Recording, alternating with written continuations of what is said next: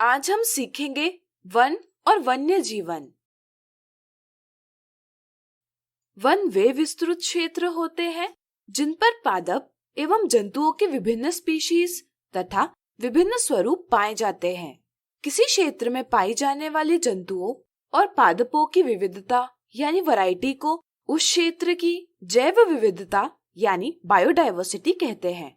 One तथा वन्य जीव हमारे लिए तथा पर्यावरण के लिए महत्वपूर्ण संसाधन हैं। वे पर्यावरण में संतुलन भी बनाए रखते हैं।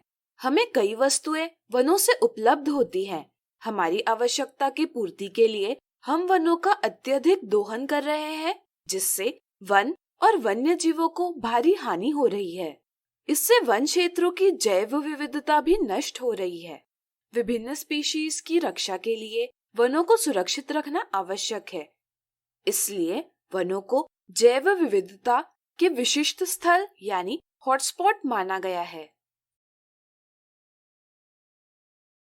हमारी गतिविधियों के कारण वन संपदा को भारी हानि हो रही है।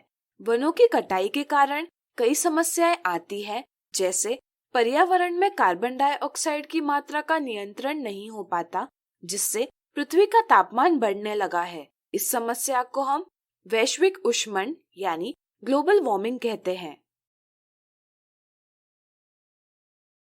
पेड़ मिट्टी को जकड़ के रखते हैं। पेड़ न होने के कारण उपजाऊ परत वर्षा के जल के साथ बह जाती है तथा हवा के साथ उड़ जाती है। इसी को हम मृदा अपरदन यानी सॉइल इरोजन कहते हैं। पेड़ों की अत्यधिक कटाई से हरी भरी भूमि मरुस्थल में परिवर्तित होती है। पेड़ न होने के कारण वर्षा का जल बह जाता है, जिससे बाढ़ यानी फ्लड जैसी समस्याएं उत्पन्न होती है।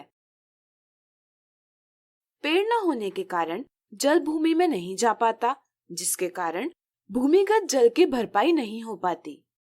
इसी तरह पेड़ न होने के कारण पर्यावरण में परिवर्तन होता है तथा जीवों के आवास को भी नुकसान होता है, जिससे वन और वन्य जीवन को भारी नुकसान होता है।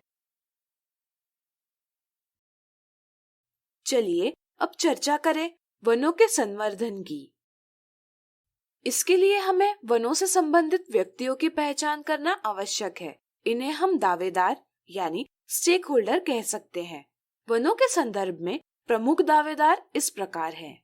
स्थानीय लोग वन से विभिन्न वस्तुएं प्राप्त करते हैं, इसलिए वे वनों का संवर्धन करते हैं। अंग्रेजों के आने से पहले भी वनों में लोग रहा करते थे। क्या इससे वनों को नुकसान हुआ? नहीं, उन्होंने ऐसी विधियों का विकास किया था जिससे संपोषित विकास यानी सस्टेनेबल डेवलपमेंट हो सके। अभी भी वनों के संरक्षण की परंपरा स्थानीय लोगों ने जारी रखी है। अंग्रेजों ने वनों का अत्यधिक दोहन किया। जब वनों का नियंत्रण सरकार के वन विभाग के पास गया, तो वन क्षेत्रों को नष्ट करके इस पर एक ही प्रकार के वृक्ष लगाए गए। इससे उद्योगपतियों को कच्चे माल का स्रोत तथा वन विभाग को राजस्व प्राप्त हुआ, लेकिन बड़े पैमाने पर जैव विविधता नष्ट हो गई। इससे विभिन्न प्रजातियां लुप्त हो गई या लुप्त होने के कगार पर है। हमें औद्योगिक आवश्यकताओं की पूर्ति बंजर भूमि पर पेड़ लगाकर करनी चाहिए, वनों को काट कर नहीं। प्रकृति एवं वन्य जीवन प्रेमी वन पर निर्भर नहीं है, लेकिन वनों के प्रबंधन में उनका महत्वपूर्ण योगदान है। वे समाज को वनों के महत्व को बताते हैं तथा संगोपन का संदेश देते हैं। वे संसाधनों का दोहन अविवेकपूर्ण ढंग से करने को भी रोकते हैं। स्थानीय निवासी अपनी परंपरा के अनुसार वनों का संरक्षण का प्रयास कर रहे हैं। चलिए इससे संबंधित कुछ उदाहरण देखें। सन 1731 में राजस्थान के जोधपुर में स्थित खेजराली गांव में खेजरी वृक्षों को बचाने के लिए गांव के 363 लोगों के साथ अमृता देवी बिश्नोई ने अपने आप को बलिदान कर दिया था। भारत सरकार ने जीव संरक्षण हेतु अमृता देवी बिश्नोई राष्ट्रीय पुरस्कार की व्यवस्था की है। सन 1970 के शुरुआती दशक में हिमालय की ऊंची पर्वत श्रृंखला में स्थित गढ़वाल के रेनी गांव में एक महत्वपूर्ण घटना हुई। एक ठेकेदार को गांव के पास स्थित पेड़ों को काटने की अनुमति दी गई। पेड़ों को काटने के विरोध में गांव की महिलाओं ने पेड़ों को बाहों में भरकर ठेकेदार के लोगों को पेड़ काटने से रोका। अंततः ठेकेदार को अपना काम बंद करना पड़ा। वन संसाधन का संपोषित विकास किया जा सकता है। उदाहरण के लिए पश्चिम बंगाल में अत्यधिक दोहन के कारण साल के वन बुरी तरह से क्षतिग्रस्त हो चुके थे। अधिकारी A.K. बैनर्जी ने मिदनापुर के अराबाड़ी क्षेत्र में एक योजना आरंभ की, जिसके अंतर्गत स्थानीय लोगों को वनों के संवर्धन के कार्य में सम्मिलित किया गया। इससे ग्रामीण लोगों को रोजगार उपलब्ध हुआ, उन्हें उपज की 25% के उपयोग का अधिकार भी मिला तथा ईंधन के लिए लकड़ी लेने और पशुओं को चराने की अनुमति दी गई। स्थानीय लोगों की सहमति एवं सक्रिय भागीदारी से बेकार समझा जाने वाला अराबाड़ी का सालवन फिर से समृद्ध हो गया।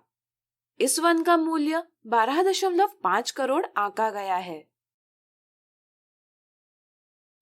हमें वन्य जीवों का भी संरक्षण करना चाहिए। इसके लिए जंतुओं के शिकार पर लगाए गए प्रतिबंध का हमें यथोचित रूप से पालन करना चाहिए। राष्ट्रीय उद्यान एवं वन्य जीव अभयारण्यों की सहायता से जंतु और उनके रहने के स्थान को संरक्षित किया गया है। आप वन्य जीवों तथा वनों का संरक्षण करने में किस प्रकार सहायता कर सकते हैं, इसके बारे में अपनी कक्षा में अवश्य चर्चा कीजिए। तो आज हमने सीखा वन और वन्य जीवन।